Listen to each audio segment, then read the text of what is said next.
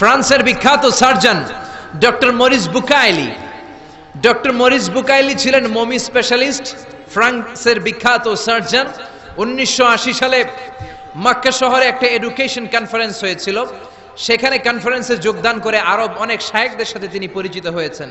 সেখানে তিনি শুনেছেন আরব শায়েখরা চ্যালেঞ্জ করে বলেছে কোরআনে কোনো ভুল নাই, আল্লাহ চ্যালেঞ্জ দিয়েছে পারলে ভুল বের করে দেখাও।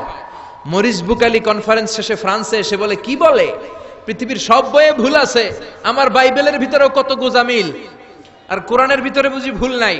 আমি ফ্রান্সের বিখ্যাত সার্জন ডক্টর মরিস বুকাইলি কোরআনের ভুল ধরে ছাড়ব। কিন্তু ভুল ধরার জন্য খুলে দেখে কোরআন আরবি ভাষায় লেখা। কোন ভাষায়? কথা বলেন, আরো জোরে বলেন। আরবি ভাষায়। সে তো আরবি বুঝে না।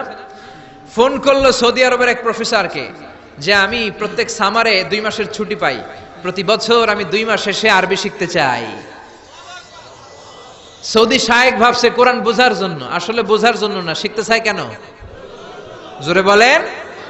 ভুল ধরার জন্য। 5 বছর সে সৌদি আরবে এসে তার ছুটির সময়টা সে সৌদি আরবে কাটিয়ে 5 বছরে আরবি ভাষা শিখেছে। হেদায়েতের জন্য নয়, ভুল ধরার জন্য। 5 বছর শেষ। এবার সে কোরআন খুলে দেখে বিসমিল্লাহির রহমানির রহিম থেকে সূরা নাস পর্যন্ত যাই পড়ে তাই বুঝে, এমন আরবি শিখছে। কিন্তু যতই পড়ে অবাক হয়, যতই পড়ে পাগল হয়ে যায়।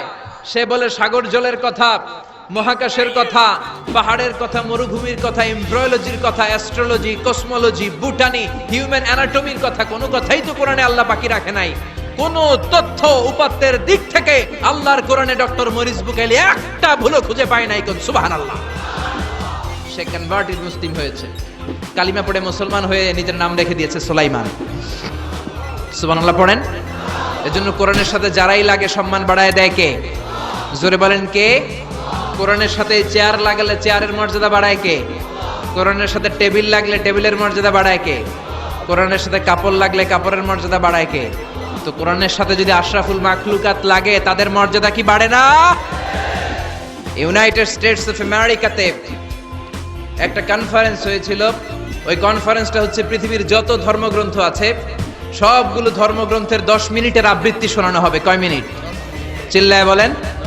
ওখানে গিয়েছে শ্রীমত ভগবত গীতা, গিয়েছে বাইবেল, ত্রিপিটক, দশাতীর, Veda, Purana, Ramayana, Digha Nikaya, Yahwist, sacerdotal, Talmud, Torah, old testament, new testament, Zend Avesta এবং আল্লাহর কোরআনও। কোন সুবহানাল্লাহ।